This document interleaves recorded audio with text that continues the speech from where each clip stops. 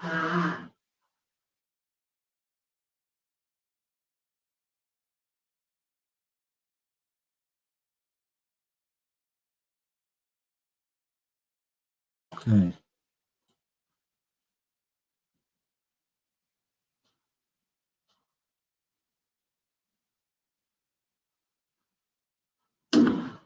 Hi guys, how are you? Good night to everyone. Yes, we are here. Okay, so tonight we are gonna watch together the landing of Perseverance on Mars. And yes, this is Polispace, the Space Association of Politecnico di Milano. And we are very happy to share this event with you. Of course, I mean, this wouldn't be commented watching of the NASA streaming. It's just a way that we have to share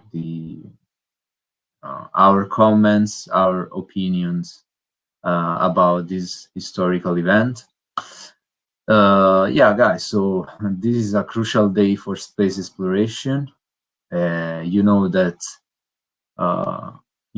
designing such machines is a very complex task. It requires a lot of effort from the very different departments. And this is historical because actually this mission is very particular. Perseverance is gonna seek traces of ancient life on Mars.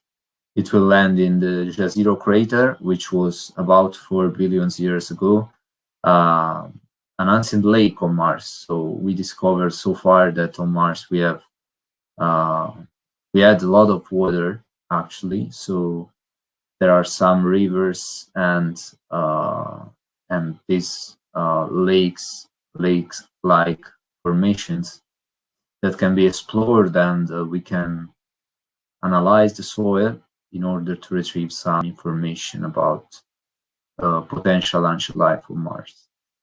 Of course, this is there is another reason, because this event is historical, and the reason is that this is another rover of NASA on Mars.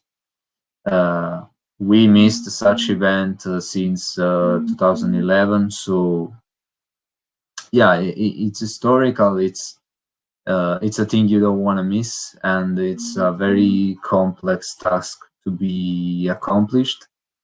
Of course, you will have the chance of interacting with us through the social media, so you can leave your comments, and yeah, we can discuss in chat if you like. You can make also questions, and whoever is more expert will try maybe to answer. We can exchange opinion about what's going on. One thing you should take in account is that we won't see some videos live as we did with the SpaceX Dragon capsule. This is because of several reasons. There is the delay, the data rate we can download from Mars is very low, so we are not capable of streaming in real time such images. And of course, you are aware of the fact that the descent capsule is gonna experience some loads, also thermal loads, which will be incompatible with the streaming of data. So almost all operations are conducted with a blind, let's say, with a blind rover. So guys, I wish you a good show from NASA, and we hope that everything goes fine for this landing. Fingers crossed, and enjoy, exchange your opinion, and yeah, have fun with us. Good night.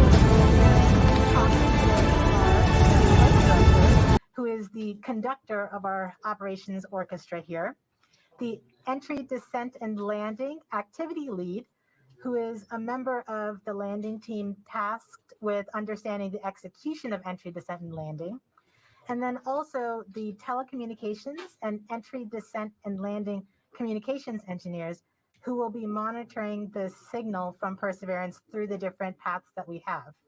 Upstairs, in what we call the war room, we have almost the entire entry, descent, and landing operations team. And then across the hall from them, we have the surface mission control room where the surface operations team is ready and waiting to take over as soon as Perseverance's wheels touch the ground. And you have been part of this mission for years now. Can you tell us what have you been working on? I've been working on Perseverance for almost 8 years now as a guidance, navigation, and control engineer, working primarily on entry, descent, and landing. One of my big tasks was to help with terrain relative navigation. Perseverance will be the first mission to fly terrain relative navigation. So while she's descending on the parachute, she'll actually be looking at the ground with a camera, seeing where she is with respect to the Martian surface and choosing a safe spot to land that she can get to. After so many years of working on the mission, it's an honor to be here today as the mission commentator. We're happy to have you here. Thanks, Swati. We'll be checking back in with you in just a few minutes as Perseverance approaches its next milestone. But for now, let's learn more about the rover's mission once it lands on Mars. Mars is the closest place that we can reach with robotic exploration that we think had a really good chance of having ancient life. The Perseverance rover will land at a location called Jezero Crater. Jezero Crater is a very interesting place. It's a crater that once held a lake. There are a lot of craters on the surface of Mars that could have once hosted ancient lakes, but not every crater that we think had a lake actually preserves evidence that that lake was there. It had an inflow channel and it had an outflow channel. That means it was filled. The crater was filled with water. In Jezero, we have probably one of the most beautifully preserved delta deposits on Mars in that crater. This is a wonderful place to live for microorganisms, and it is also a wonderful place for those microorganisms to be preserved so that we can find them now so many billions of years later. There is no other place on Mars that has the unique combination of a lake setting, a beautifully preserved delta, and the diverse mineralogy that we have in Jezero Crater. So it's truly a special landing site. The major goal of the Perseverance mission is to investigate astrobiology on Mars, and in particular, to address the question of whether life ever existed on Mars. The Perseverance rover starts with a design that's very similar to Curiosity. We've added to it a whole new set of science instruments, and these science instruments were purposefully selected to help us in the search for biosignatures. We're going to be taking microphones with us. For the first time, we're going to have that human sense on another planet. Perseverance carries with her a grand experiment in spacefaring technology, a helicopter, the name of which is now Ingenuity. One of the major upgrades that Perseverance has from Curiosity is that it's able to self-drive for a distance of up to 200 meters per day. As the rover is driving, it's literally building the map of the road it's driving on Mars. Scientists for years have told us that to really unlock the secrets of Mars, we have to bring samples from Mars back to Earth. So what Mars 2020 is going to do is to drill samples, put them in small tubes. We're going to seal it in its own individual tube. We set them on the surface to provide a target for the second two missions, which hopefully will get in development in the next several years and could potentially get the samples back to Earth by 2031. Perseverance is a very, very profound first step in both our understanding of our place in the universe and a stepping stone towards human exploration on Mars.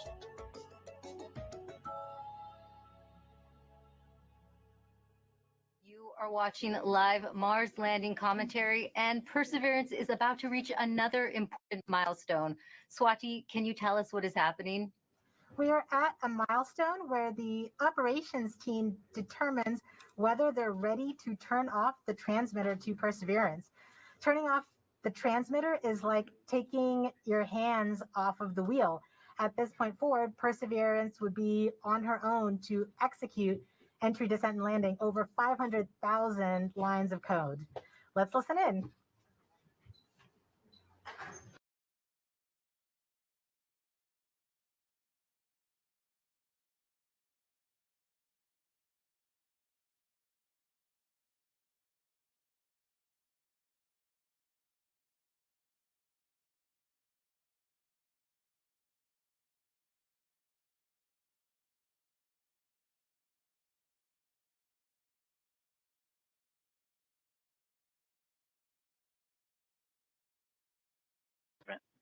Go. Propulsion. Go. Art lead. Go. Team chief. Go. Ace. Go. Launch cruise phase lead. Go. Deputy mission. Go. EDL phase lead. Go.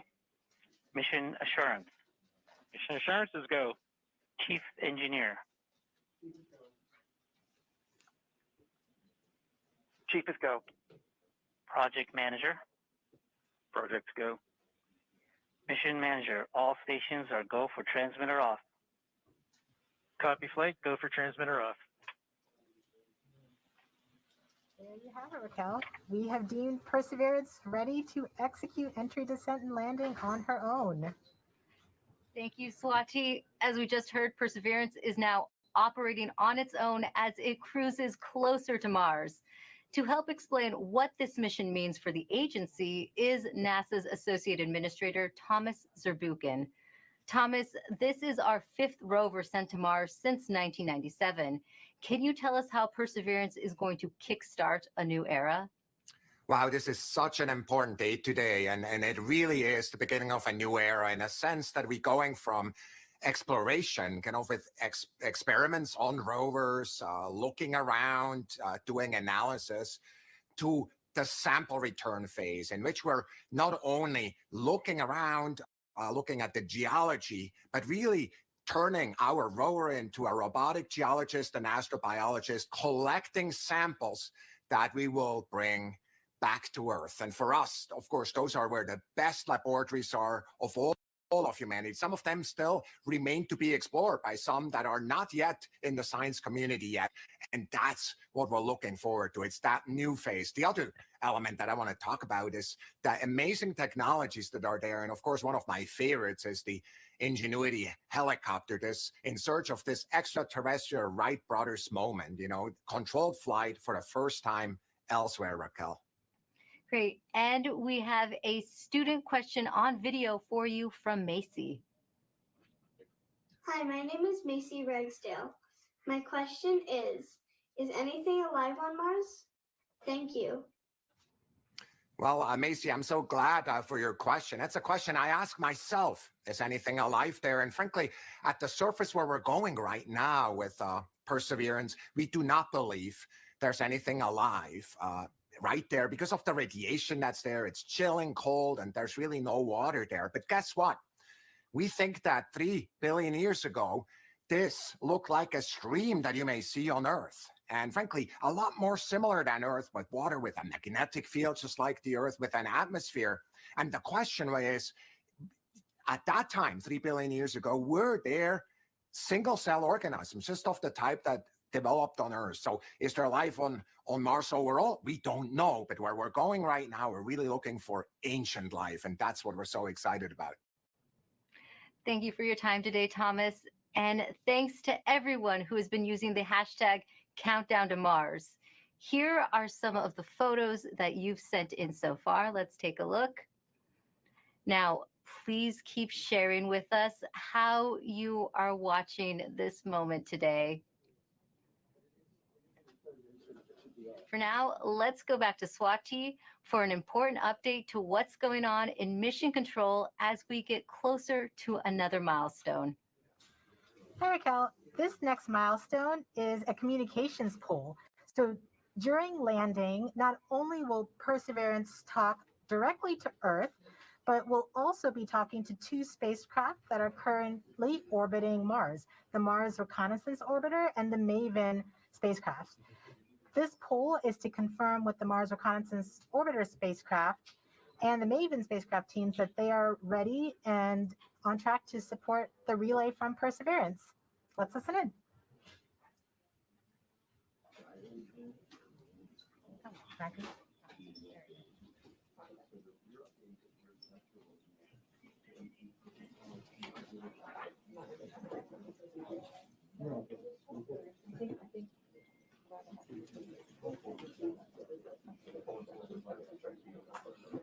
EDL comm flight.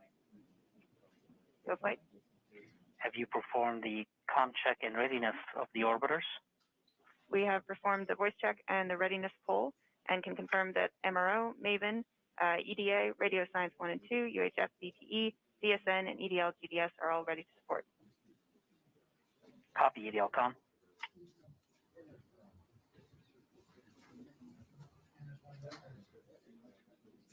So we've just heard that we have confirmation from each of the different orbiters and all of their support equipment on the ground that they are ready and are on track to support the relay from Perseverance. Great. Thank you, Swati. And we just heard that communications readiness poll, which means we are ready to relay the data Perseverance will send to get a better idea of what the rover looks like as it approaches Mars. We have a NASA program called EYES. The visualization lets anyone watching track Perseverance. Here's how the program works. Follow Perseverance on its journey to the surface of the red planet with eyes on the solar system. From your desktop or mobile device, go to eyes.nasa.gov. Click on the banner, and now you're with Perseverance in real time through every step of EDL, entry, descent, and landing. This interactive experience lets you ride along from whatever perspective you choose. Click and drag, scroll in, scroll out. Check out the descriptions and explanations to increase your EDL expertise.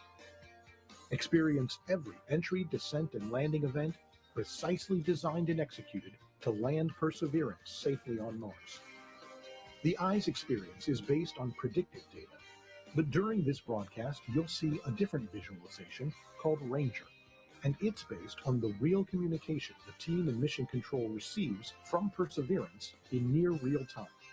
This is the visualization the team will follow as data fills their screens while monitoring the health of Perseverance on its nerve-wracking course to another successful Mars landing. Enjoy the ride.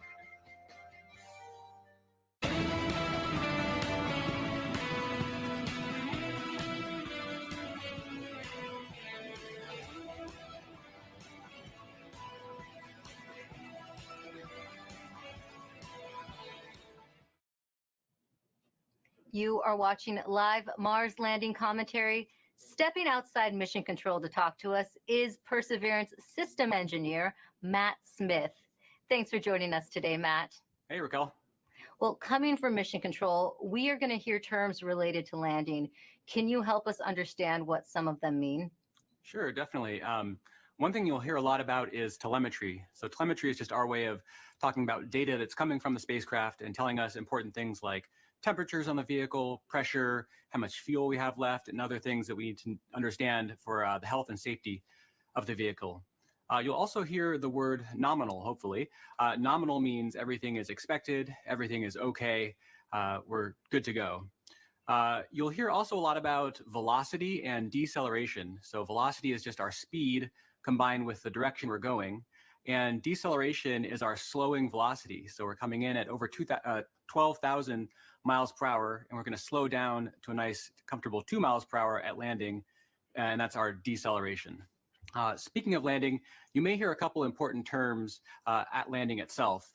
One is RIMU stable. So the RIMU is a device on the rover that measures the rover's orientation and whether it's moving. So we want a nice, stable landing spot without any motion. You'll also hear UHF stable, hopefully. UHF stable refers to good telecommunications link with the rover and indicates that we've had a good separation between the descent stage and the rover after the sky crane maneuver. Finally, you may also hear Tango Delta nominal or touchdown nominal. That means we've touched down on the surface of Mars within the expected range of safe landing speeds. Thanks for that breakdown. Now, this is your first Mars mission. What have you learned from this experience? Yeah, one of my takeaways is that you can almost never be too careful when it comes to Mars. You definitely can't take Mars for granted. You know, we've checked and double checked and triple checked everything on our way to Mars. And, you know, even though we've done this once before using the sky crane technique on the Curiosity rover, you know, I think everyone's going to have their, everyone's going to hold their breath until we're on the surface of Mars this time around. And we have a social media question coming in. Nor the Door on Instagram asks, how complicated is the automated landing sequence and who wrote the code? Yeah, it's quite complicated. The automated landing software needs to do literally hundreds of things all on its own, just right with sub-second timing accuracy. And it's the result of many hundreds of people over many years, stretching all the way back to Curiosity and then improved for the Perseverance landing today at Jezero Crater. Great. Thanks for your time today, Matt, and good luck. Thanks. Now, landing on Mars is hard. Landing on Mars during a pandemic is even harder. The team behind the Perseverance rover faced one of its biggest challenges when the coronavirus pandemic struck. Here's how they kept the mission going.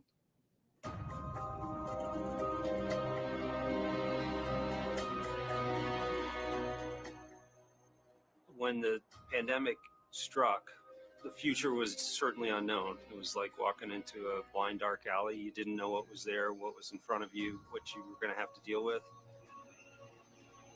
It's something that nobody expected. It's something nobody could plan for. So we all were asked to start working from home. Rather than your first priority being mission success and getting to the launch pad, your first priority immediately gets displaced, and it's now the safety of the people. And it took a lot of work to put stuff together in order to keep momentum going, to keep people working safely, keep them healthy, and to keep the project on schedule. We called the effort Mars 2020 Safe at Work, and the objective was to keep the team as safe or safer than they would be if they were not working. You know, putting a spacecraft together that's going to Mars and not making a mistake, it's hard no matter what. Trying to do it during the middle of a pandemic, it's a lot harder. And Liftoff. As the countdown to Mars continues, the perseverance of humanity launching the next generation of robotic explorers to the Red Planet. Certainly never done something like this before. Try to lead a team that's flying a spacecraft on the way to Mars while getting ready for landing, while doing it all from home. There's no doubt that working in isolation, not virtual isolation, but in physical isolation from everyone else, is a challenge. We had to rethink and redesign what it meant to operate a spacecraft in flight when we couldn't all be in the same room in mission control, seeing the data come down from Perseverance. It was a major change going to that, looking at everyone on a screen instead of in person. Because of the pandemic, you can't, just pop over your cubicle wall and talk to the person next to you. It's definitely been a challenge to figure out how to communicate and get everything done remotely, but we've managed to make it work. We are explorers. Our job is to go into the unknown. And this is just another example of the unknown. We're really doing something that's transformative and trying to understand whether or not life evolved on another planet. That's the fundamental objective of this mission. We're all still connected by this incredible mission and this wonderful team that we have the opportunity to be a part of. So that keeps at least me going. Pretty much everybody that I've talked to that's associated with the mission has said the same thing, which is you could not have come up with a better name than Perseverance. It's an amazing serendipity. We get to persevere through working on Perseverance.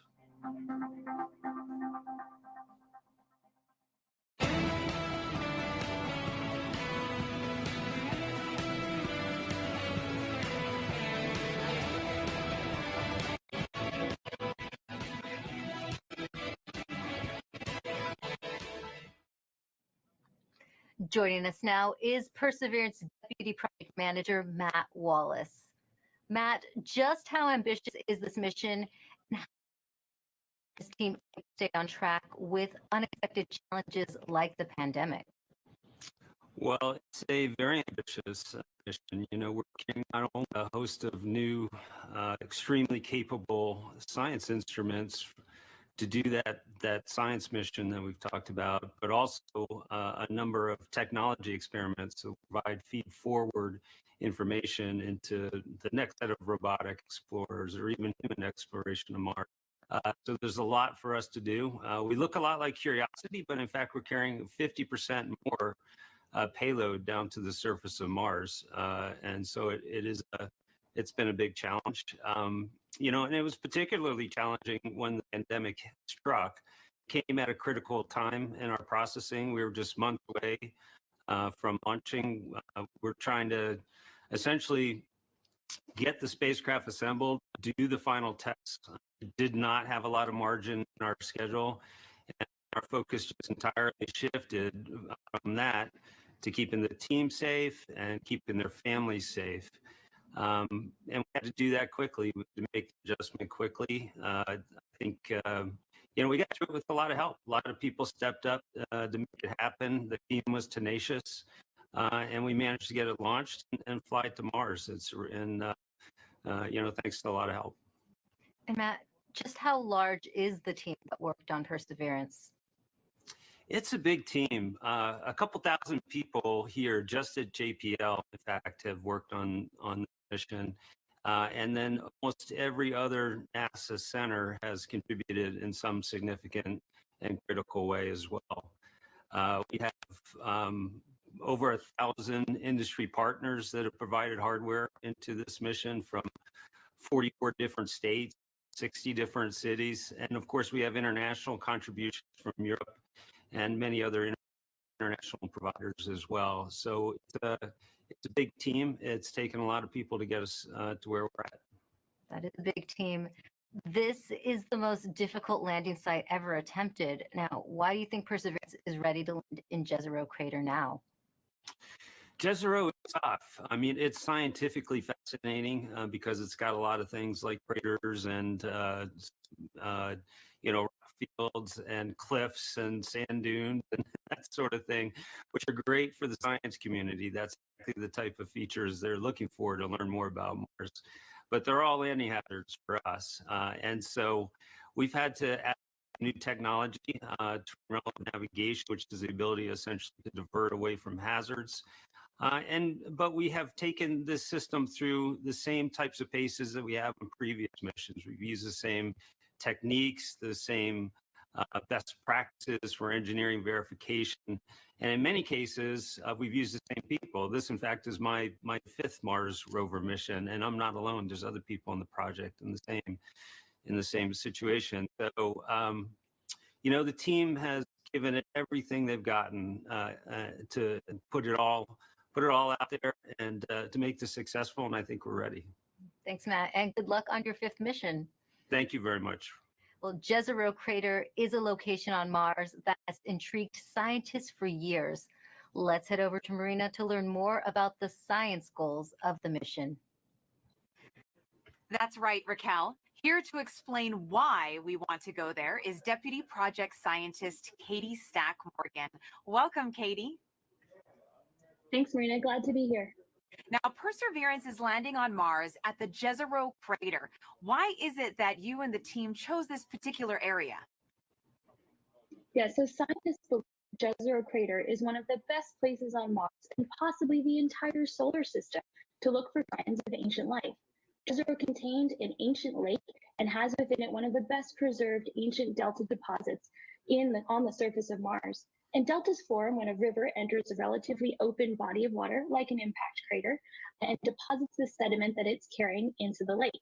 And we know based on studies of deltas and lakes here on Earth that they're great places to concentrate and preserve organics and support microbial life. We're also excited because Jezero exposes rocks that are between 3.5 to more than 4 billion years old and represent a variety of different geological processes. Now, this might be a tough choice, but what do you think would be the most rewarding scientific discovery that we expect to get from this mission? Yes, hands down, I think the most rewarding discovery I think we can make with Perseverance would be finding a truly compelling ancient biosignature on Mars. The rocks in and around Jezero Crater record a period of time when life first arose in the solar system, and we have the opportunity with Perseverance to study the evolution of the planet from a once habitable world likely capable of supporting ancient life to the cold, barren planet we know Mars is today. And why do you think, Katie, it's so important to find out if there really is or was ancient life on Mars? Well, the question of whether there's life beyond Earth is one of the most fundamental and essential questions we can ask. And our ability to ask this question and develop the scientific investigations and technology to answer it is one of the things that make us as a species so unique. And based on everything we know about Mars in the past, it absolutely should have been capable of supporting ancient life. So we can find out an answer to the question, where there were habitable environments, was there life? And studying the possible emergence of life on ancient Mars can also help us better understand the conditions that led to life on our own planet. That's so fascinating, Katie. Now we're going to take a question from a student, Vara. Hi, I'm Vara, and my question is, why was Mars able to sustain lakes and rivers ages ago, but cannot now? Isn't it cold enough to make water, and isn't it always? Thank you. Yeah, that is such a great question. And one of the things that protects our atmosphere here on Earth and allows liquid water to be stable on our own planet is the fact that we have a magnetic field protecting that atmosphere. We think that Mars lost its magnetic field way back billions of years ago and left the atmosphere exposed to things like solar winds and cosmic rays that basically blew that atmosphere away. And once that happened, liquid water wasn't stable on the surface of Mars anymore. It was too cold and the pressure was too low.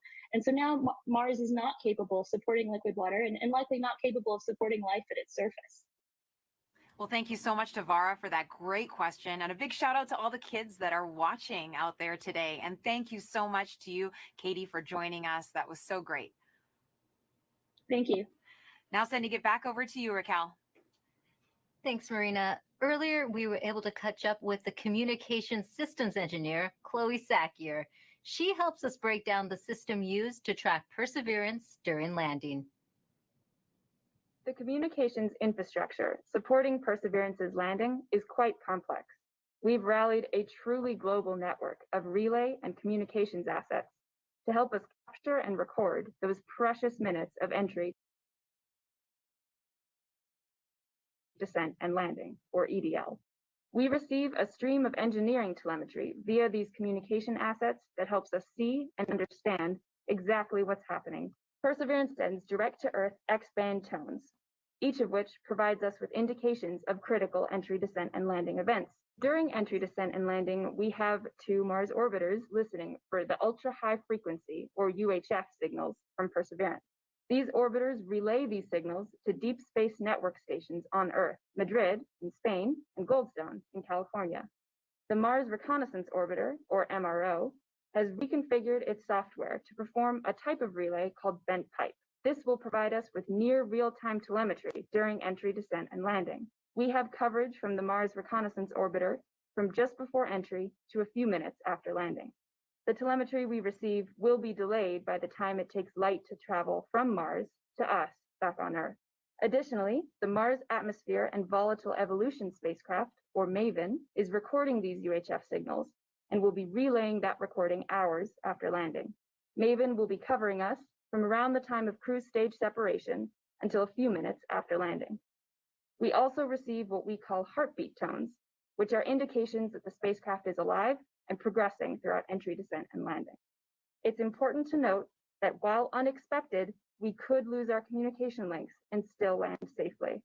Because Perseverance is doing entry, descent, and landing completely autonomously, she doesn't need our help to joystick the landing. The communication links give us added visibility. And you can see Chloe hard at work inside Mission Control right now. Perseverance's landing might look like the system the Curiosity rover used back in 2012, but landing on Mars is difficult. There's always a risk involved.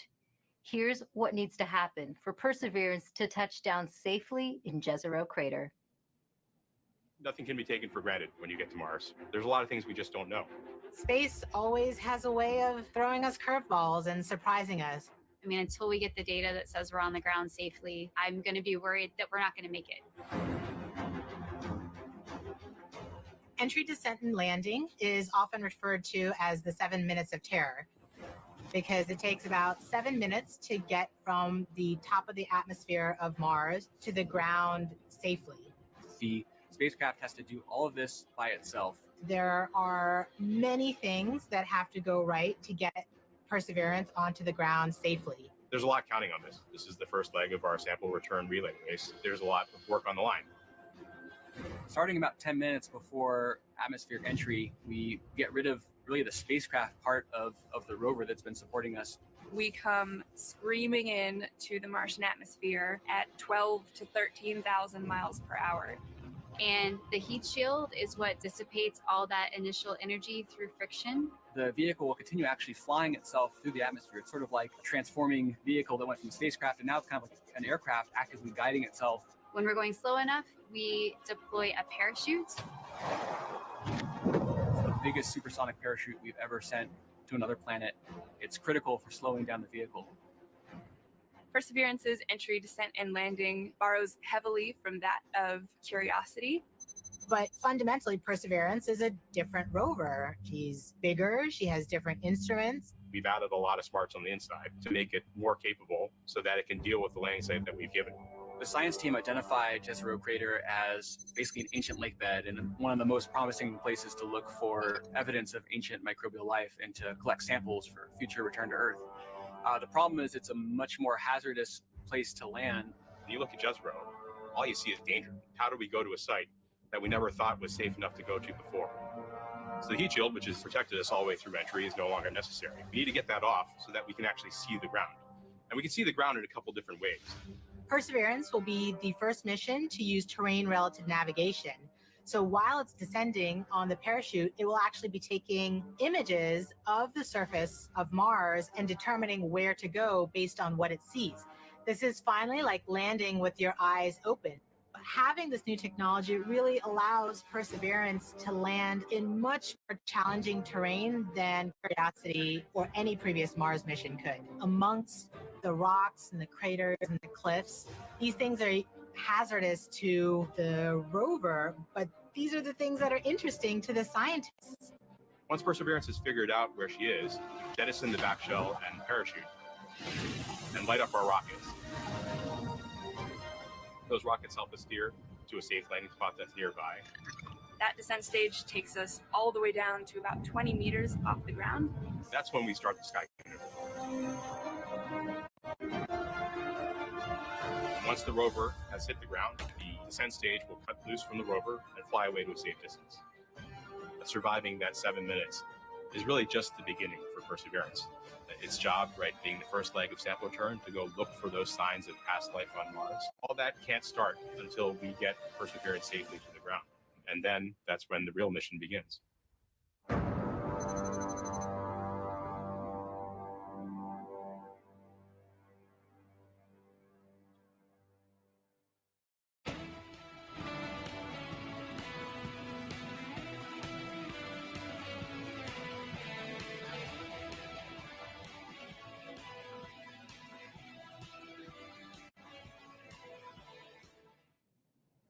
With us now is Al Chen. He is Perseverance's entry, descent, and landing lead.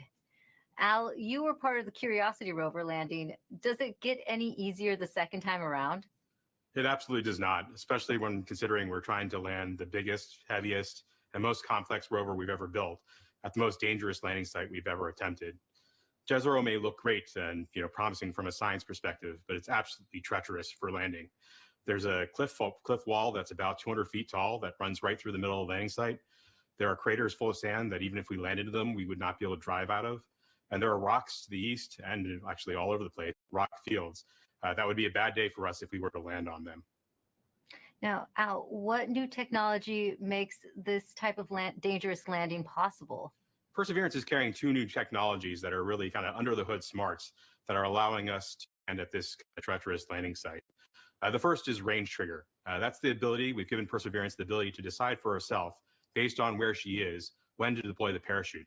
Previously, we used to deploy parachutes, that supersonic parachute, based just on navigated velocity. But now Perseverance has the smarts to figure out where she is and deploy that parachute at just the right place to make sure that we shrink where we could come down. That actually reduces the area, that error ellipse, where we can come down on the ground, from something that was on the order of 15 miles long by 12 miles wide for Curiosity to about 5 miles long by 4 miles wide for Perseverance. So that's quite a bit of reduction. Second, the next piece of technology that's helping us land there is terrain relative navigation. In the past, after we've popped off the heat shield, we've taken pictures of the ground as it's been coming up, but we haven't really done anything with them. This time, Perseverance is carrying a camera to take pictures, but also a kind of second brain to help it figure out what those pictures are telling it and match it up with an onboard map from a satellite. That allows it to figure out exactly where she is. Suddenly then, she can then fly to safe spots that are nearby once she really knows where she is. It allows the site to not have to be as flat and boring as a pancake as some of our past sites have been, the entire area we could come down. Now we just need little pieces of that site to be small enough and safe enough for us to land in safely and fly there after we've gotten rid of the parachute. And we also have a social media question coming in. Sansakari14 on Instagram is asking, how does the Sky Crane decide where to move itself after the payload lands? After the payload lands, after the rover touches down, the Sky Crane, the descent stage, which is that rocket-powered jetpack above it, the first job, of course, is to make sure you don't hurt the rover. So it'll turn forward or backward so that the engine plumes don't pass over the rover. So it'll come up and start to turn. And it'll go in whichever direction is closest to north. So it can either go forward, if that's the way north is, or go toward the rear of the rover, if that's where north is. And it'll fly about a third of a mile or so away. Thanks for talking to us today, Al. Thank you very much. Now, let's head back to Mission Control for an update from Swati. Hi, Raquel. So remember that command that we sent at around 11:35 to turn the transmitter off? We are just about to get confirmation that Perseverance has received the command. The command took 11 minutes to go to Perseverance, and then the reply took 11 minutes to get back from Perseverance to the ground. So we should hear any second now that we have officially turned off the transmitter. And after that, we will be about 4 minutes from the start of entry, descent, and landing mode. At this point, we will transition from the cruise approach mode to entry, descent, and landing. And that means our travel from Earth to Mars is done. And now we just need to get to the surface. So far, things are looking good. Great. Hello, this is CAD 3, ready to show estimated miss distance for OD 162. Copy EDL phase. We'll come back.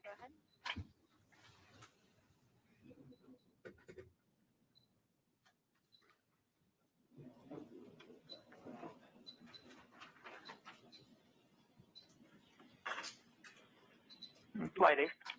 Go Ace. Our tracking stations have all confirmed the results of the transmitter drive off and in lock one way. Copy Ace. GDS flight. Flight GDS. At this time, I'd like to disable the alarms before EDL main. So please disable all the alarm files and start a new downlink session. Copy that, EGP. Copy that, proceeding now. Confirmation that we are now officially one way and the transmitter is off.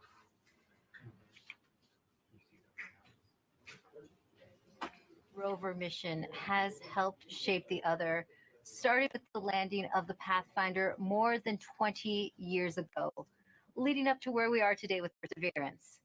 Perseverance Deputy Project Manager Jennifer Trosper has worked on every Mars rover mission, and she joins us now.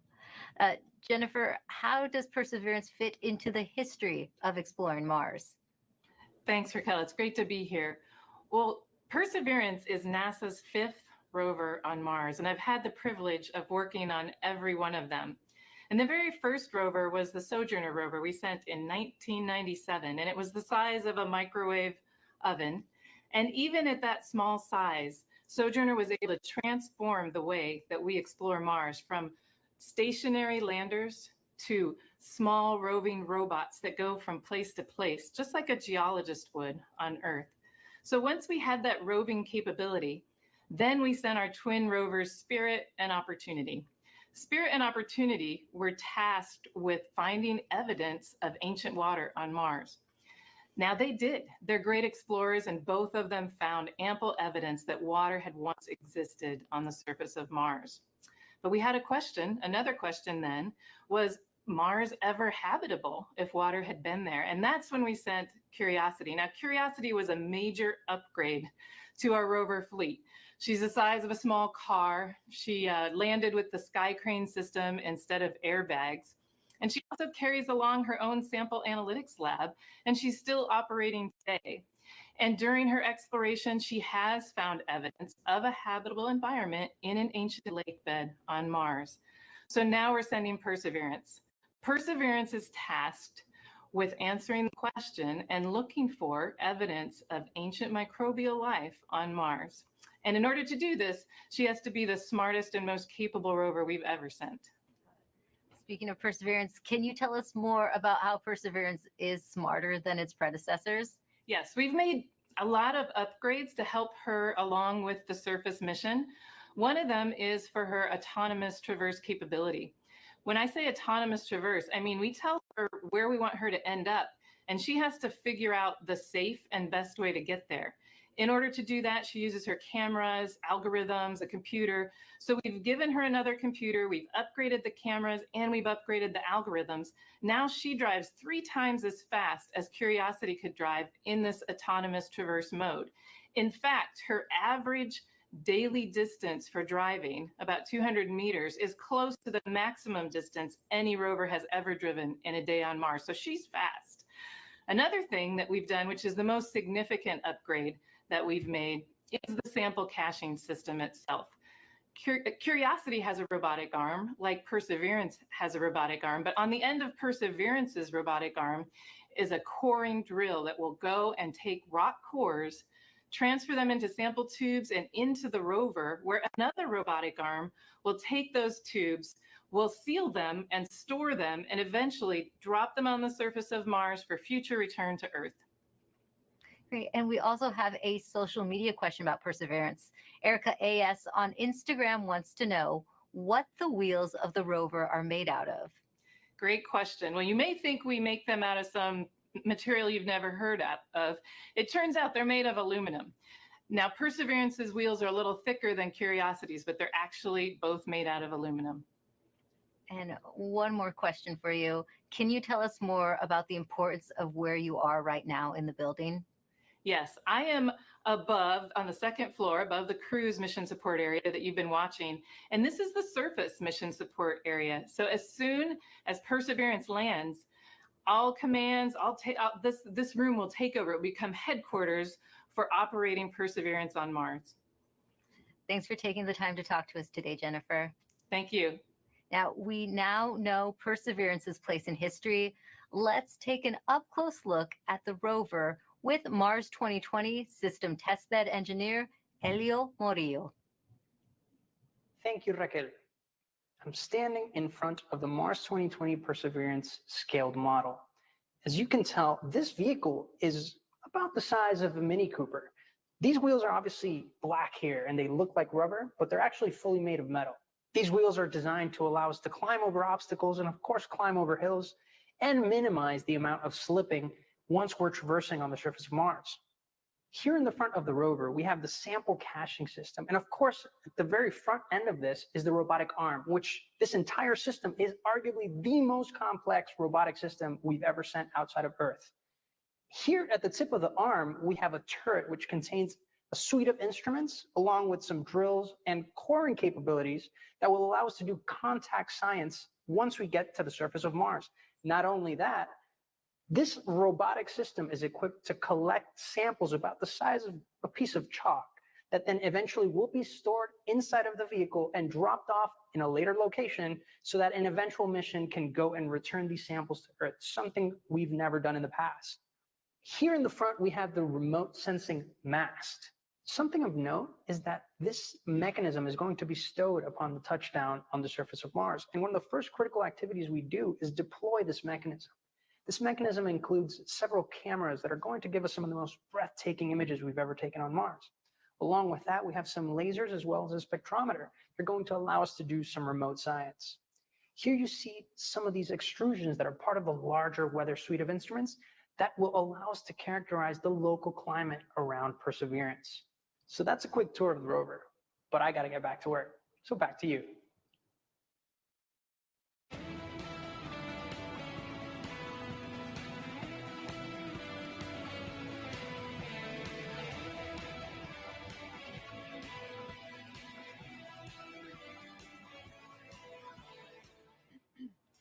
Perseverance is collecting samples of Martian rock for future return to Earth. We've heard that scientists have been wanting to bring Martian samples back for many generations. And here to talk a little bit about that is NASA's Planetary Science Division Director, Lori Glaze, who joins us now to talk about the role Perseverance will play in NASA's future goals. Welcome, Lori. Hi.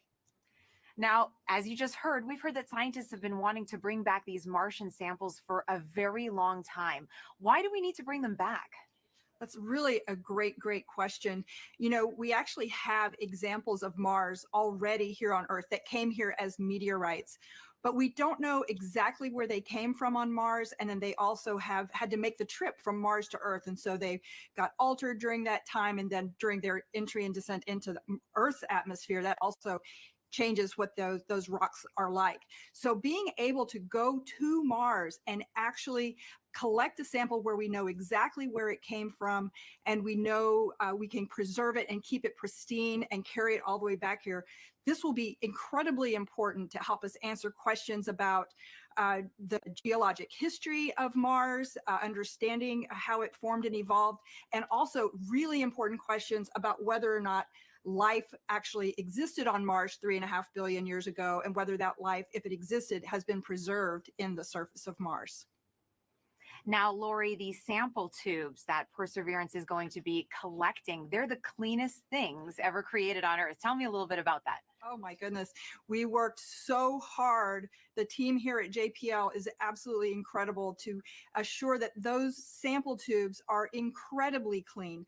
One of the main goals of this mission is to be able to detect if there's actual life that's preserved, ancient life preserved in those rocks, in those samples. And we definitely don't want to be carrying, our own DNA off to Mars and then bring it back here to confuse our scientists when they're trying to study those samples. So it is an incredibly clean set of equipment that's been sent there. As you said, the cleanest thing we've ever sent into space. Now, this is a very complicated campaign. Can you break down for us how it's going to work and if there's any international partners working with us? You are correct. The Mars sample return campaign is incredibly complex. In fact, it's probably the most challenging thing we've ever tried to do. But we're definitely not going to try and do it alone. We have great partners with the European Space Agency. And the way this campaign is going to work, well, Perseverance is the first step. Chapter 1 is going to Mars and collecting the samples. Chapter 2 is going to be a sample return lander that we hope to launch in around 2026 to 2028. And that lander, it'll be an American lander carrying a fetch rover that's provided by European Space Agency. And that little fetch rover will drive out and pick up the samples that Perseverance left on the surface of Mars. And the fetch rover will bring them back and load them into a rocket that we call the Mars Ascent Vehicle, which will be the first ever launch from another planet. And it will launch those samples into orbit around Mars. In the meantime, European Space Agency will have an orbiter that's in orbit around Mars that can rendezvous and capture those samples and then bring them back to Earth for us to study back here in our amazing laboratories. A lot of firsts, it sounds like, Lori. And another first, how is Perseverance and the Mars sample return mission going to help the future human exploration of Mars? I'm so glad you asked that. I think we're going to get a lot of great information from Mars sample return with, again, being able to land the heaviest payload we've ever landed on Mars will be that sample return lander. That's critical to us learning how to land humans on Mars. And then we are definitely going to want to be able to launch the humans back off of Mars. So that Mars Ascent Vehicle is going to be critical, that first step of the first launch from another planet. So exciting, Lori. And speaking about the Mars generation, we're now going to take a student question for you from Livia. Hi, my name is Livia, and my question is, what made you want to study Mars, and why are you working so hard and willing to wait so long for a sample? Thank you. Oh, Olivia, that is such a great question. And I enjoy Mars just because it can tell us so much about how our solar system formed and evolved. All of the planets can tell us different parts of that story, and Mars is a really key piece of that.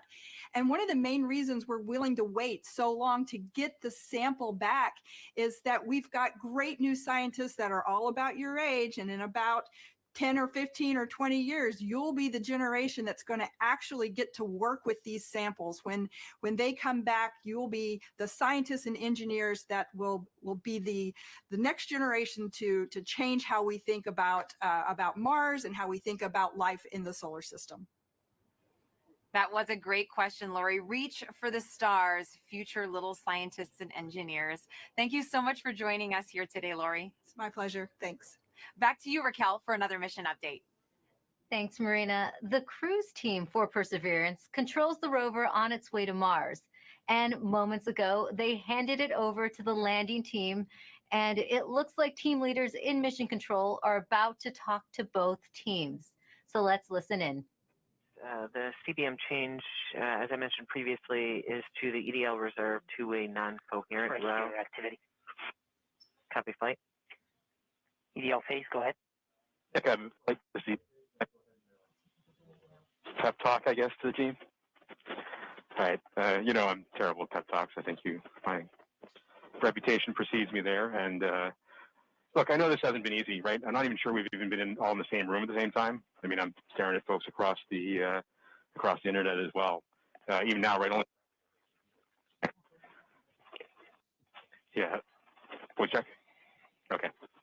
I do want to just extend my heartfelt appreciation from the EDL team to the launch cruise team. You've done everything we've asked for, right? I mean, you've battled anomalies, you've dealt with CEFIs, you've done everything. You delivered a healthy spacecraft to the place that we want to go.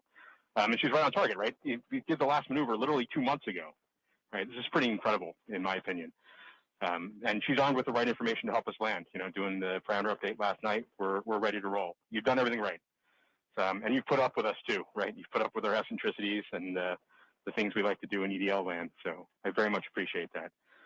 So you all should sleep in on Friday since you guys have earned it. Thanks for literally and figuratively putting us in the right position to succeed. And let's land on Mars together. Copy EDL phase. And as flight director, I also would like to thank the whole team, cruise ops, EDL ops, EDL team, and the surface ops as well. It's been an amazing journey. I think we all know that. And it's been my honor and pleasure to work with you all side by side. And your tireless efforts and endurance in the face of our challenges has been truly, truly inspiring. So kudos to you. Mission, would you like to say something? Yeah, just echoing the same words that Al and Magdi have mentioned. You guys have overcome great obstacles in the last 6.5 months, and it started with an earthquake in this room on launch day at L-20 minutes. So I can't be more proud than all of the achievements that you guys have pulled off in the last 6.5 months. Whatever happens in the next hour and a half, you can be proud of the achievements that you've accomplished so far. I look forward to seeing you on the other side. And I only wish that the rest of our team could be sharing this moment with us. This is a very unusual event. This room is only half as full as it would be if we weren't in this pandemic. So missing everybody on the team who's not with us here today. And go EDL. Welcome to the EDL family.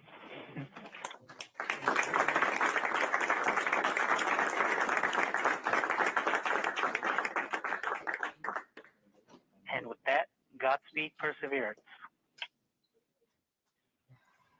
All right, activity. Go ahead and continue the report. Sure thing, Flight. We've since completed the EDL start anchor. As I was mentioning, we changed our CBM row to EDL reserve two-way non-coherent. That row reinforces our CBM windows disabled, keeps our packetization on, it turns off our ranging and switches to the auxiliary oscillator. We have also started our real-time data products and reinforced Medley on. At this time, Now, we just heard Perseverance team leaders thank the cruise team for their work in guiding the rover to Mars. Now, did you know the rover name and Mars helicopter name came from students? Well, a couple weeks ago, Marina was able to catch up with them. Thanks, Raquel. Earlier this year, NASA and our partners held a nationwide essay contest to name our Mars rover.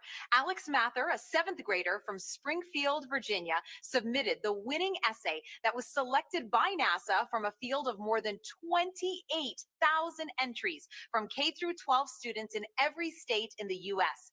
Vanessa Rupani's essay for Ingenuity was so compelling, NASA thought it would be a perfect name for the history-making helicopter, a technology demonstration carried aboard the Perseverance rover. Alex and Vanessa join us now. Welcome, you guys. Hello, space nerds. Hi. Now, you got to go to Florida and watch the launch live back in July. Alex, what were you feeling as you saw that rocket launch into the sky?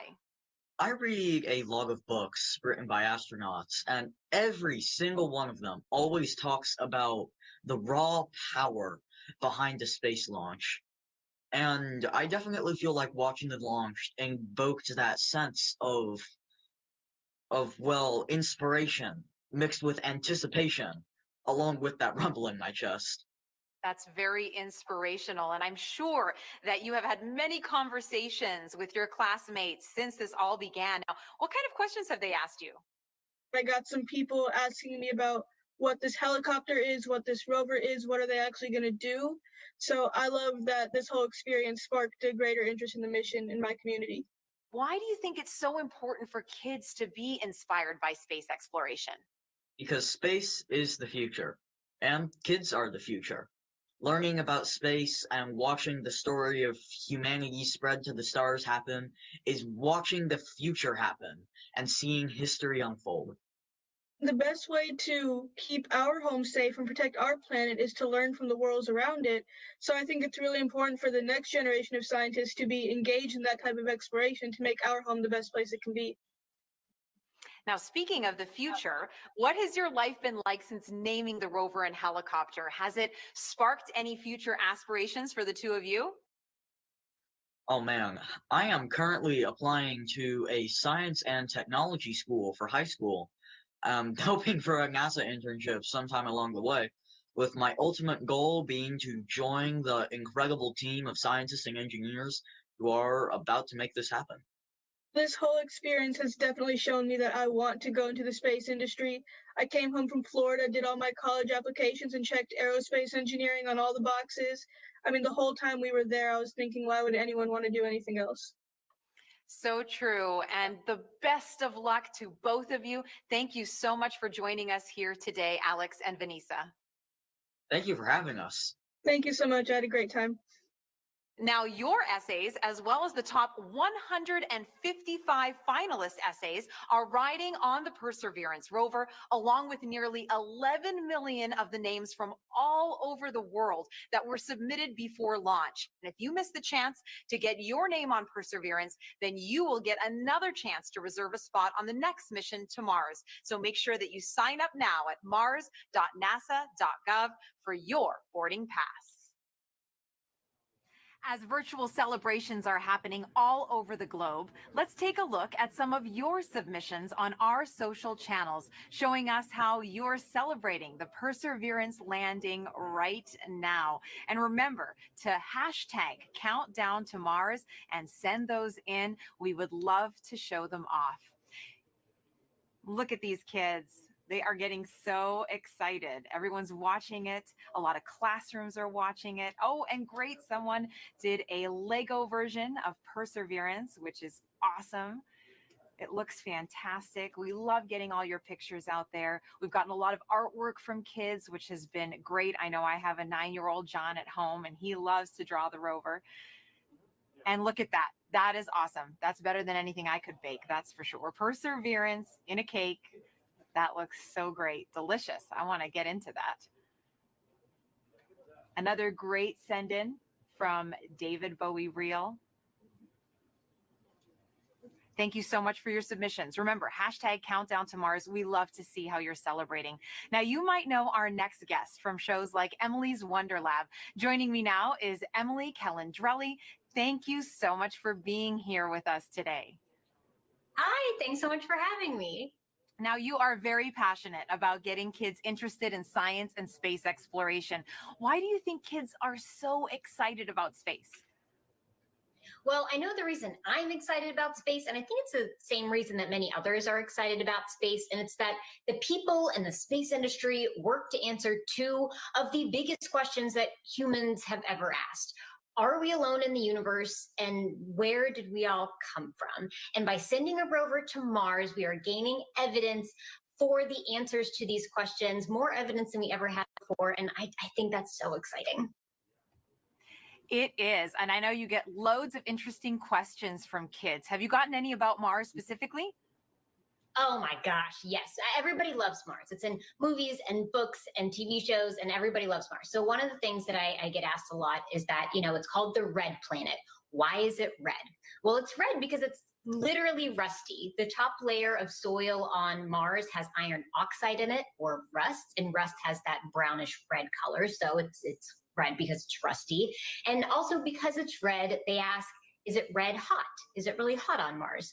And well, no, actually, it's colder than the Earth. It's farther away from the sun. So as you would imagine, it's a little bit colder than the Earth. It also has a really thin atmosphere. So the heat that it does have, it has a hard time keeping in. And so it's a little bit colder. But then I also get asked, what would I weigh on Mars? That's a really fun question. So on Mars, it's a little bit smaller than the Earth, so the gravity there is weaker. It's about 3/8 the gravity that we have here on Earth. So if you weighed 100 pounds here on Earth, you weigh 38 pounds on Mars, or 100 kilograms here on Earth, 38 kilograms on Mars. Those are all super fun. I think even some adults want to know the answers to those questions, Emily. Now, why do you think it's so important to educate kids about science and give them that great foundation? Well, science is the language of nature, and learning about science and learning how to think like a scientist means you are learning how to systematically seek out truth in the world. You are learning the scientific method, you're learning how to be a critical thinker, and honestly, those skills are great for whatever you end up wanting to do in life. True. If you want to be a scientist or an opera singer, that holds true. And what are you most excited about today? I mean, humans are launching a robot to Mars. That doesn't happen every day. I think in all of the hecticness that is going on today and all of the nerves, I just hope everyone can take a moment to sit back and remember that we live in a time when humans have the ability to send a robot to another planet. And that's so cool to me. It is very cool, Emily. Take a deep breath. Thanks for joining us here. Thanks for having me. Sending it back to you now, Raquel. Thanks, Marina. We are offering lots of ways to ride along with us to Mars. Now put yourself right into the action now with our Perseverance photo booth. You can pose next to the rover, place yourself in our mission control, and even see what you might look like taking a selfie on the red planet. There, you'll also have a chance to sign up to send your name to Mars on NASA's next flight to the red planet.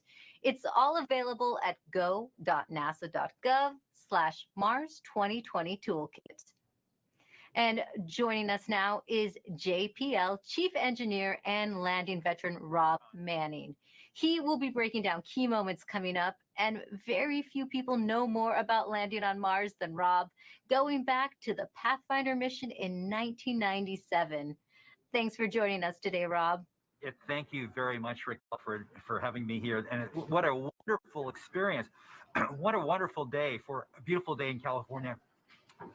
We're just also excited here, anxious, worried, but very hopeful. Rob, I have a question for you. There is a landing tradition at JPL that involves eating peanuts for good luck. Can you tell us how did that start?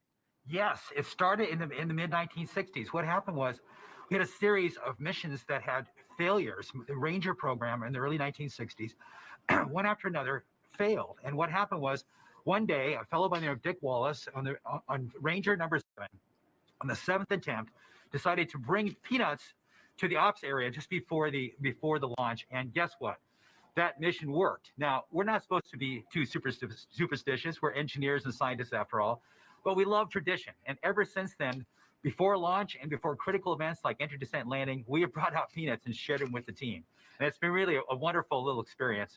And so this is something we will do. We're doing right now.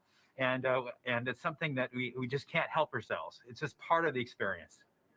Well, speaking of the experience, how did the Perseverance team keep the tradition alive this year?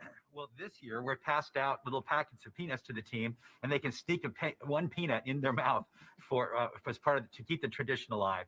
But this is part of the COVID experience, but we can't leave this one undone. So this is what we're doing, and this is going to help us land safely. All right. Thanks, Rob. I have some questions for you a little later on, but we're heading back to Swati Mohan, who is part of the landing team. She'll be calling out key milestone and events as they happen from Mission Control. So let's listen in right now. So right now we're still about 20 minutes from entry, and the EL phase is giving a last-minute confirmation of what will be happening in the upcoming changes to the vehicle, just to remind the team. This will allow us to steer our trajectory as we make our way through the atmosphere. This is one of the things that allowed MSL, the Curiosity rover, to land where it did. And we're depending on the same type of entry guidance this time around to help get us very close to our target. As we make our way through entry, finish our guided entry profile. We'll do a maneuver called heading alignment, where we point toward the target and get ready to deploy the parachute. But before we deploy the parachute, we need to get rid of a set of balance masses that have been giving us a center of gravity, or CG offset, throughout the guided entry phase. So these are called the entry balance masses. We also call this maneuver SUFR, S-U-F-R, or straighten up and fly right.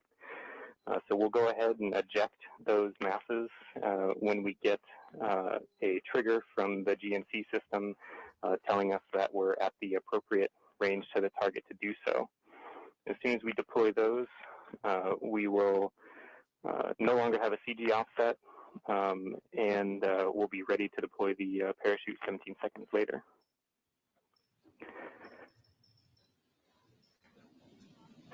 Right where the Perseverance team is sitting now, what's in store for them as we approach landing? I'm going to hold here for EDL prep as we're about to start that anchor. Copy phase 2. And activity, please call that out when it's ready. Copy flight. Make the announcement now. Go ahead. Magnus make the announcement that.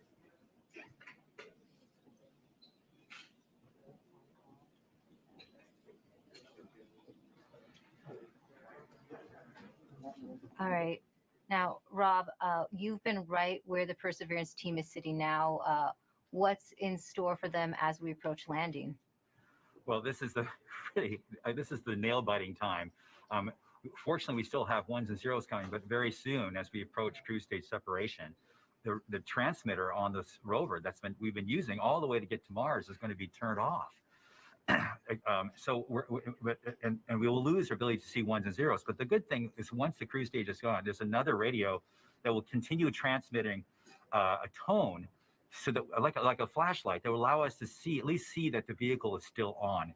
And that color of that flashlight tells us a little bit what state the rover's in. But soon after that, it won't be very long before we'll be able to hear more ones and zeros coming from the spacecraft. So this is a really exciting time, and it's just important to remind people this is there's a lot that can go wrong in a day like today. There are thousands of things that have to go right. Yeah, we had success in the past landing on Mars. You'd think it gets easier, but it really doesn't. Why is it still so difficult?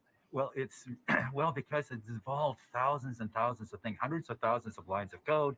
There's 79 pyrotechnic devices. Each have to work perfectly. One critical wire short, or one key thing, mechanism that doesn't work or breaks, and it's mission over. And so it's, and it's very easy. We're human beings. We're not perfect. Mistakes can be made. We count on each other to find our own mistakes, and we work very hard to learn from the mistakes of the past. We've had many failures. Remind people, roughly around half of the missions to Mars over history have failed.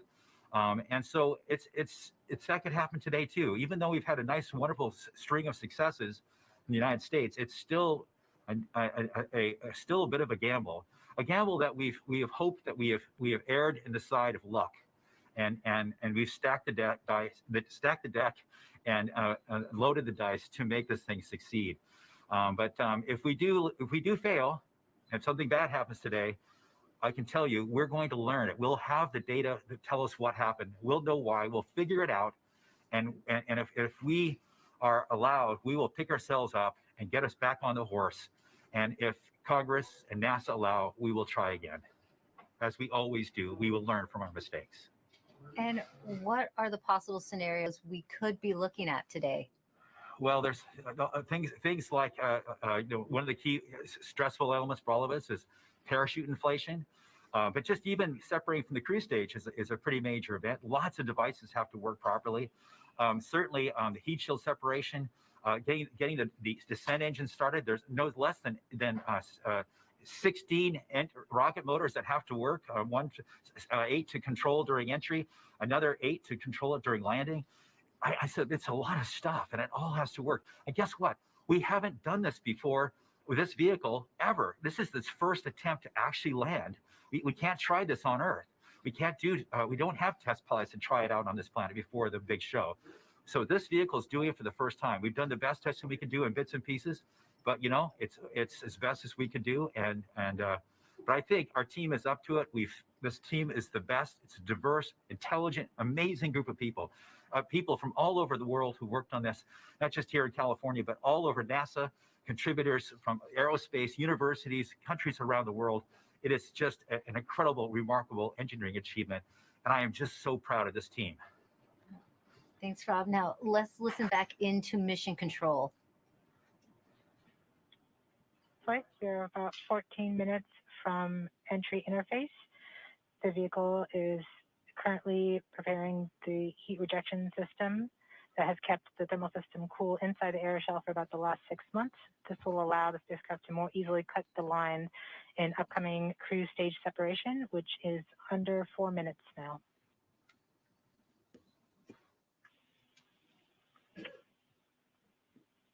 We have now enabled the rover pyro bus. That's the pyrotechnic system that's We're going to powering off the cruise stage devices. And these are the things in the cruise stage that we no longer need. With the pyrotechnic system working, we can explode the devices. The vehicle is preparing for the upcoming cruise stage separation in about 3 minutes 15 seconds by powering off all the devices on the cruise stage in order that they can be safe once the cruise stage is jettisoned. Yeah, this cruise stage has been very reliable. We are firing our first pyros to vent the HRS liquid and gas. This has been the coolant that's kept their vehicle from getting too hot on the way to Mars. We have to vent it into space. And this is one of the first major events that take place as part of entry, descent, landing. The HRS vent anchor is complete. Yes. We will see the next anchor in approximately 3 minutes. Okay.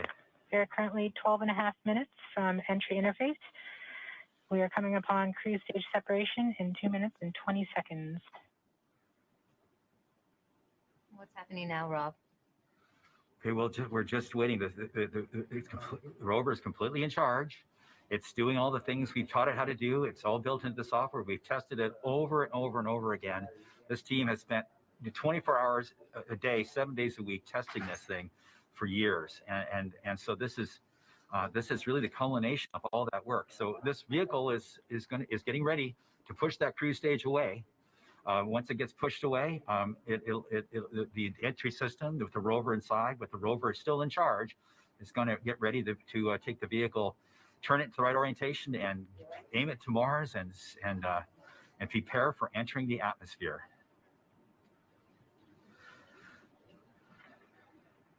This won't be long. Be prepared for this event. We're about 1.5 minutes from cruise stage separation, about 11 minutes, 20 seconds from entry interface. Okay, so it's about 10 minutes from cruise stage separation till entering the top of the atmosphere. From then out, things happen We are fast. switching to MFSK tones. Telemetry will have stopped. Telecom is confirming that the spacecraft has switched to broadcasting tones. These tones are received directly from Perseverance, but have very limited information content.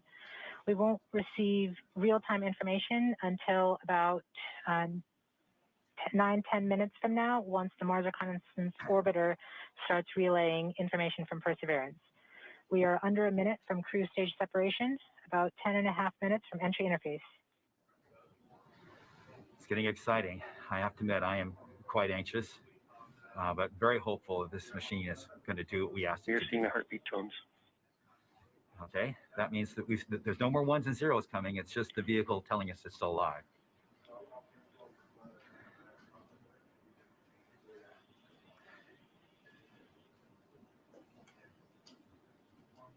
We're continuing to receive tones from Perseverance, standing by for cruise stage separation.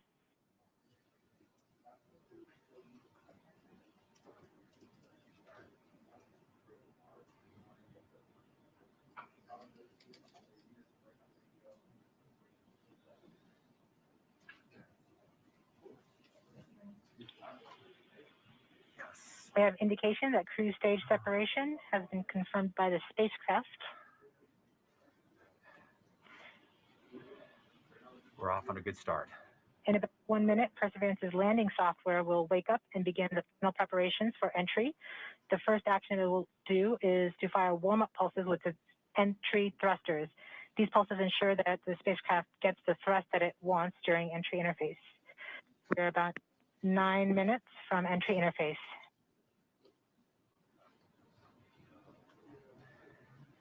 Okay, so now the vehicle's on its own. It's turning itself into the direction of facing the heat shield toward Mars, and will eventually hitting the top of the atmosphere. We're not far away. This is going to go very quickly from here on out.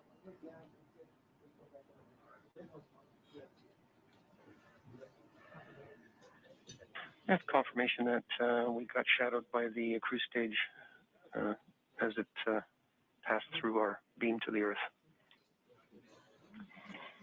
Telecom indicated actually that we could see a signal that the cruise stage went between the Perseverance entry capsule and Earth. So we saw a little blip, the data stream indicating the cruise stage separation.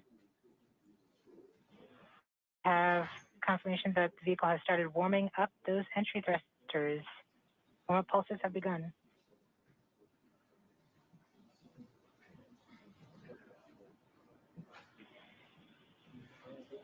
At this point, the spacecraft is trying to stop its spin from the cruise 2 revolutions per minute down to 0, and then will turn to its desired orientation from entry.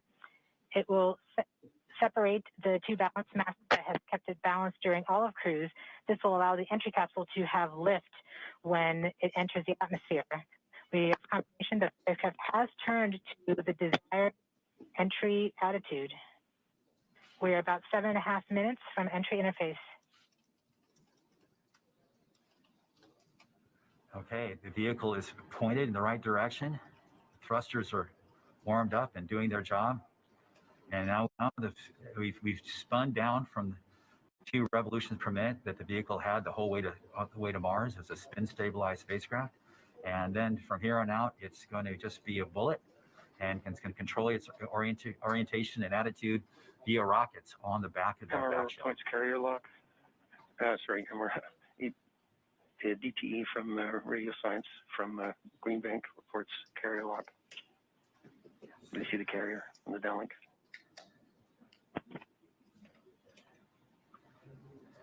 Flight level 1. We are continuing to wait for entry interface. We're about 6 minutes and 45 seconds from entry interface.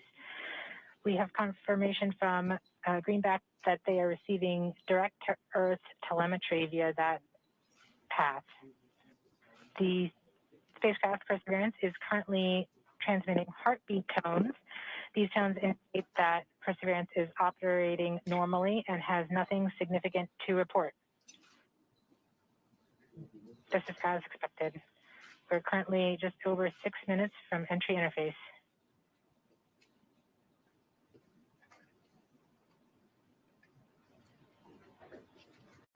Okay, and now we wait.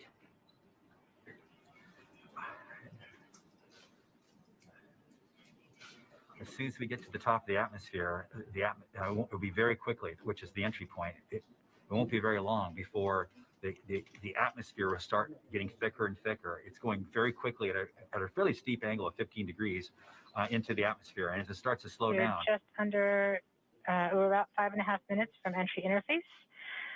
We're still receiving heartbeat tones. We expect to continue receiving heartbeat tones until about 5 minutes after entry. At that time, Perseverance will be no longer in view of our antennas here on Earth. About 90 seconds prior to entry, the Mars Reconnaissance Orbiter should begin receiving telemetry from Perseverance and streaming it to Earth in near real time. There are a few expected short outages, such as when we have a plasma blackout or when we enter the peak heating phase. Aside from these outages caused by the plasma blackout, antenna switching, or high dynamic events, spacecraft events, we should have telemetry until about 90 seconds after landing. A plasma blackout is when the signal from Perseverance isn't strong enough to make it through the superheated, super fast air flowing around the spacecraft all the way down to Earth. Once the temperature drops below that peak heating, we do reacquire the signal from Perseverance. We are currently about 4.5 minutes from entry interface. Perseverance continues to report heartbeat tones, indicating everything is nominal.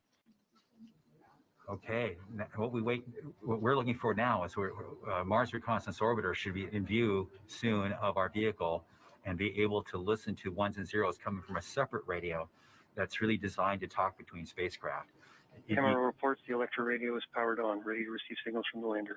Okay, MRO is ready and able and waiting for to hear from our rover. Mars Reconnaissance Orbiter has reported that it's ready to receive the signals from Perseverance. It should be in a few minutes here. We're just Flight Level 1 from entry interface.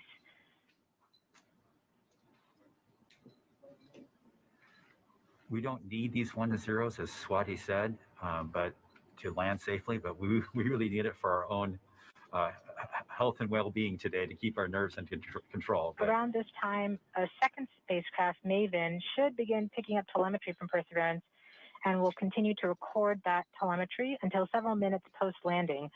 We won't get that data for several hours after landing as it's being recorded and then will be forwarded to Earth later. We are continuing to receive heartbeat tones, indicating that everything is nominal. We're currently at about 3 minutes until entry interface. Okay. Very soon we'll be getting ones and zeros, I hope, from our radio on the rover.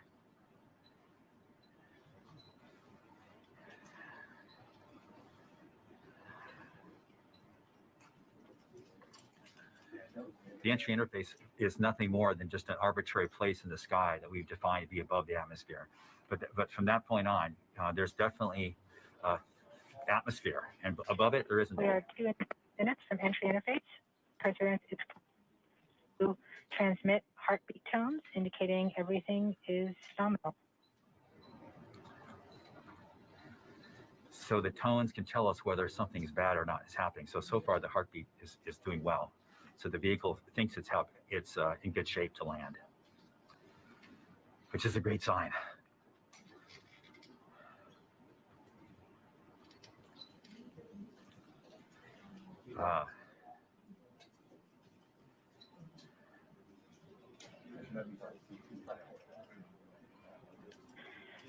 We're just under 2 minutes from entry interface. As it gets closer to Mars, Perseverance is actually being pulled in by gravity and accelerating. By the time Perseverance reaches entry interface point, she should be going just under 5.4 kilometers per second. We're at about 90 seconds from entry interface and standing by for Mars Reconnaissance Orbiter to pick up the telemetry.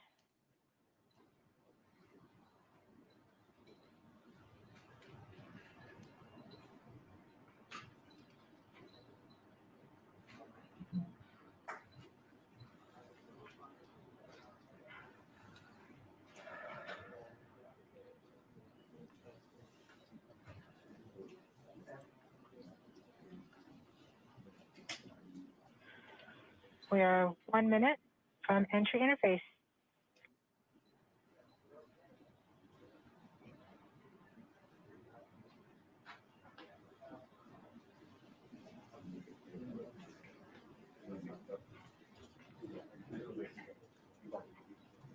MROs are in receive mode. We have confirmation that the Mars Reconnaissance Orbiter is now relaying data from Perseverance. We're about 30 seconds from entry interface. Perseverance is going about 5.2 kilometers per second and is about 190 kilometers altitude above the surface of Mars. Confirm your jet data flow.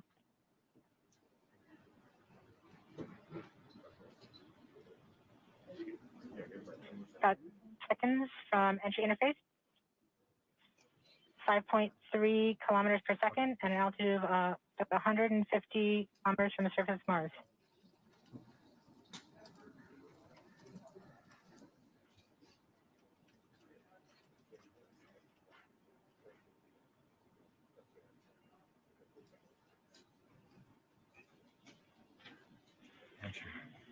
We have confirmation of entry interface.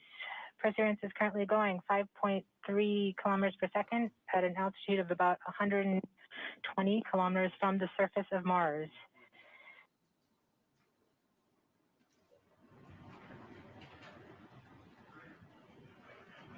The spacecraft is now waiting until it begins feeling the atmosphere of Mars slow it down.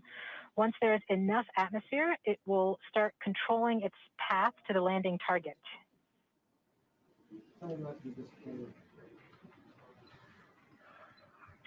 Navigation is also confirming that we can see a little bit of that slowdown of the atmosphere on the Perseverance entry capsule. Our current velocity is about 5.36 kilometers per second and an altitude of about 67 kilometers from the surface. We are probably seeing MRO plasma blackout at this point.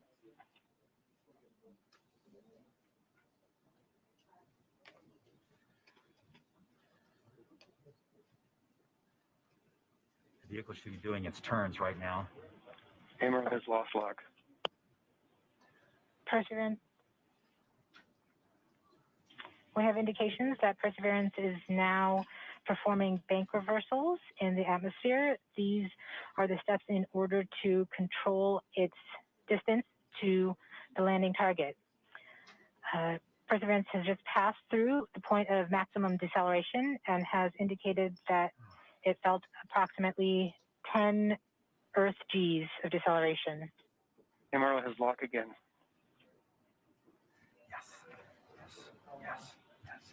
We saw a small outage of the UHF telemetry from Mars Reconnaissance Orbiter during that peak heating phase, likely caused by the plasma blackout.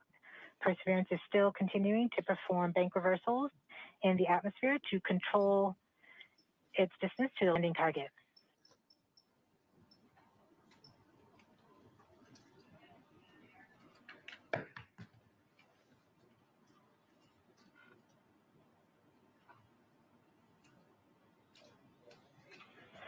Perseverance is going about 1 kilometers per second at an altitude of about 16 kilometers from the surface of Mars. We have entered heading alignment, which means Perseverance is no longer trying to control the distance to Mars, but to the target on Mars, but instead is flying straight to the target.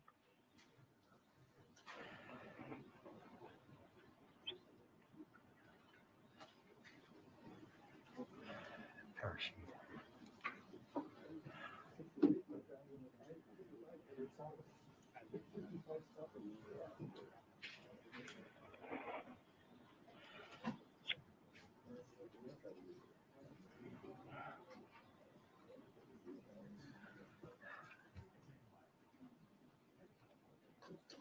Our current velocity is about 550 meters per second at an altitude of about 15 kilometers from the surface.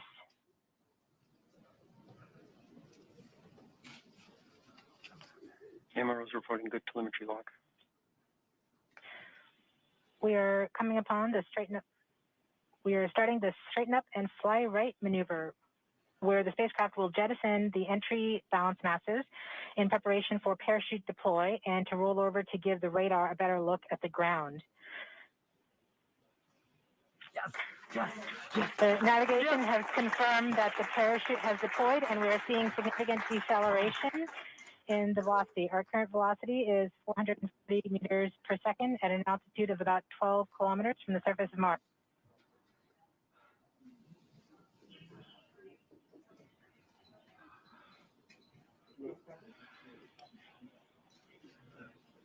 Perseverance is now slowed to subsonic speeds and the heat shield has been separated.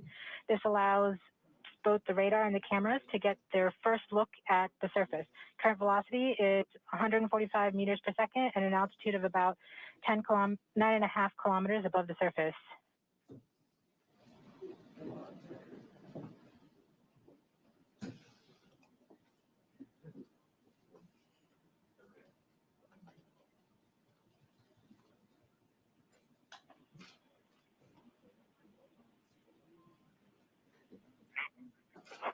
Yes. Yes. Yes. Perseverance now has radar lock on the ground. Current velocity is about 100 meters per second, 6.6 kilometers of the surface of Mars. Perseverance is continuing to descend on the parachute.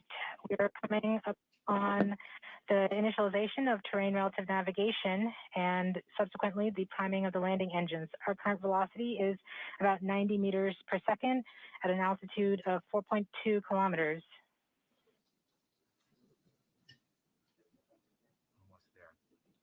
We have confirmation that the lander vision system has produced a valid solution and part of terrain relative navigation. We have timing of the landing engines.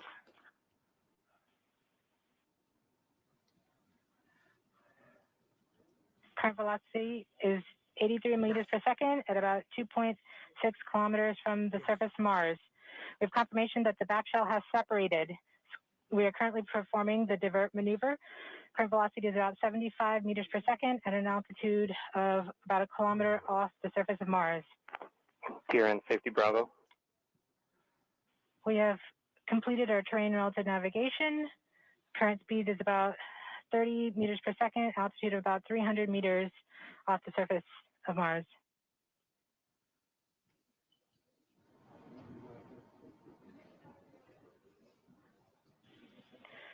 We have started our constant velocity accordion, which means we are conducting the sky crane, about to conduct the sky crane maneuver. We've lost direct to Earth tones. As expected. As expected. Sky crane maneuver has started. About 20 meters off the surface.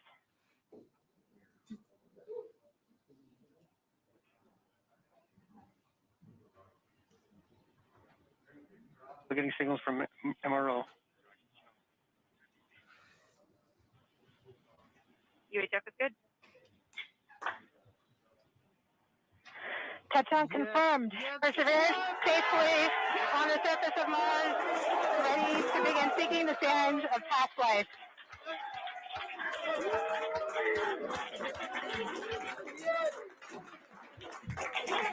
At this point, the descent stage has flown away to a safe distance. Perseverance is continuing to transmit direct through Mars Reconnaissance Orbiter to Earth.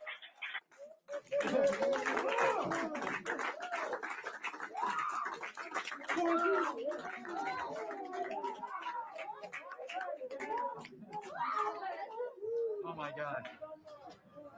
Oh. Oh.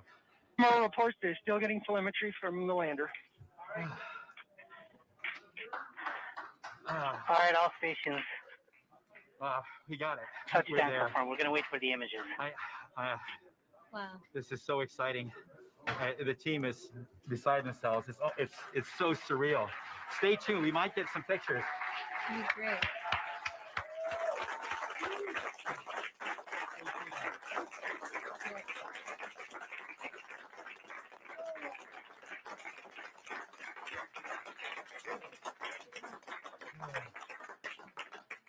So much has been riding on this.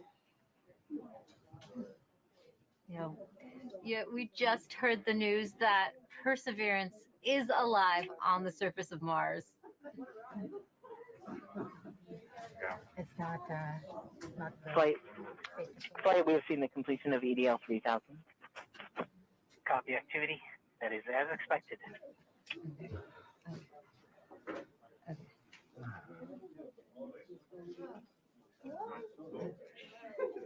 MRO is still seeing a strong signal from the lander.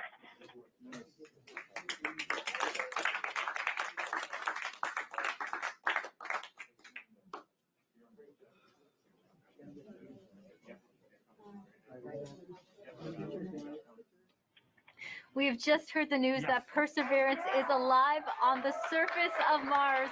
Congratulations to the mission. And looks like we have some more news in. It looks like we're getting the first image. Here, take a look at the first image. Flight, this is OL3. I have the target point on the map when you are ready. We are ready, OL3. Go for it.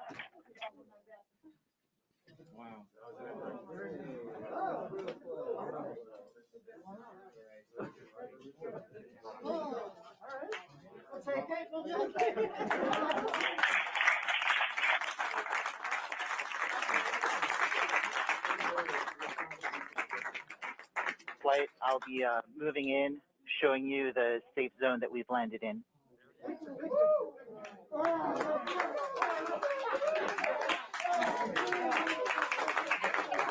team has just put the first image from Perseverance on the surface of Mars. Now, it comes from the engineering cameras, known as the hazard camera. This camera is mainly used to help the rover drive safely around Mars, and we will get higher resolution photos later in the day. Look at that, right? Get the safe.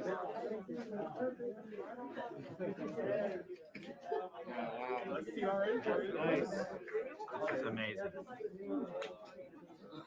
Here's Andrew.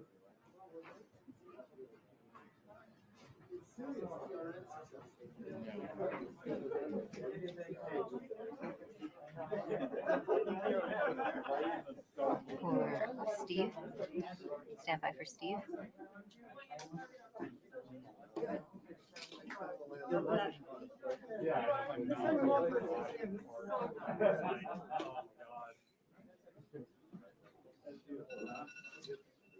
You did it.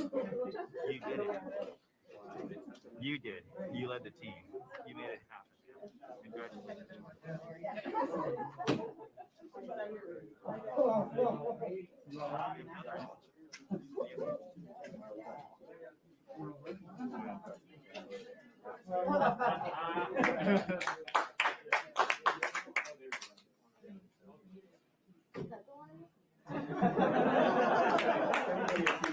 We just got our second image in. Our second image is in. Okay, these we have a camera in the front and rear of the spacecraft. They're near the ground, so these are pretty close. You can see the wheels there, and they're a little dirty because we've got glass covers over these cameras. But we took these seconds after landing, so there's still dust in the air from our landing event. So this is happening. This happened just seconds ago. Just arrived, and this is really amazing. And we even know where we landed. This is the most amazing thing. The vehicle has told us where it's landed because it figured it out. This is a sign. NASA works. NASA works. And when we put our arms together and our hands together and our brains together, we can succeed. This is what NASA does. This is what we can do as a country on all of the problems we have. We need to work together to do these kinds of things and make success happen.